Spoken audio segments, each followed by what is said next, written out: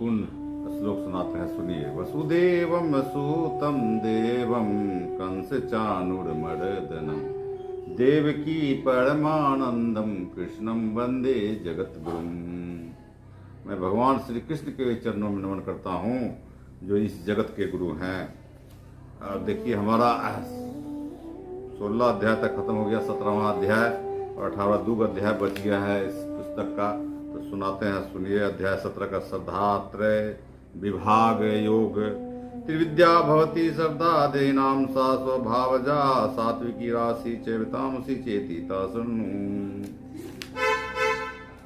श्रद्धात्रय विभाग योग कुल 18 श्लोकों का अध्याय है। अध्याय 16 के अंतिम 2 श्लोकों में शास्त्र विधि का त्याग कर कामना को वसित होकर कार्य करने से श्रेष्ठ गति प्राप्त न करना तथा कर्तव्य और अकर्तव्य के संबंध में शास्त्र ही प्रमाण है का उल्लेख ही श्री भगवान द्वारा किया गया है। अध्याय के आरंभ में अर्जुन ने यह पूछा कि शास्त्र विधि को छोड़कर श्रद्धापूर्वक जो पूजन यजन या भजन करते हैं उसकी स्थिति सात्विकी राजसी अथवा तामसी कौन सी होती है। श्री भगवान ने तीनों प्रकार की श्रद्धा का विशद विवेचन किया, जिस कारण से इस अध्याय का नाम श्रद्धात्रय विभाग योग है।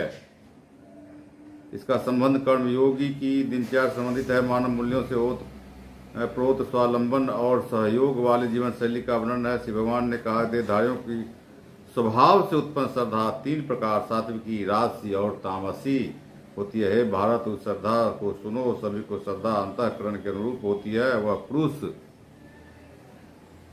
मानव जीवन श्रद्धामय है, जिसकी जैसी श्रद्धा है वह उसी प्रकार होता है। सात्विकी लोग देवताओं का, राजसी लोग यक्ष राक्षसों का और प्रेत भूतादि का अन्न भजन तामसी लोग करते हैं। जो लोग काम राग से युक्त दम अहंकार पूर्वक शास्त्र विधि रहित घोर तप करते हैं, शरीर स्थित भूत समुदाय शरीर मन इंद्रियां पंच महाभूतादि तथा मुझको कृष करने वाले हैं, उनका आत्मा को आसुरी निश्चय वाले जानो। सभी का आहार यज्ञ तप तथा दान 3 प्रकार का होता है। इसके भेद सुनो।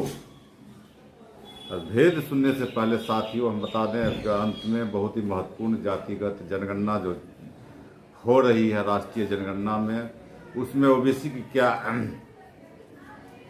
क्या पोजीशन है उसके बारे में महत्वपूर्ण बात बताएंगे, सुनिए। अतः आयु, अंतःकरण बल, आरोग्य, सुख और प्राप्ति को बढ़ाने वाला, रसीला, चिकना,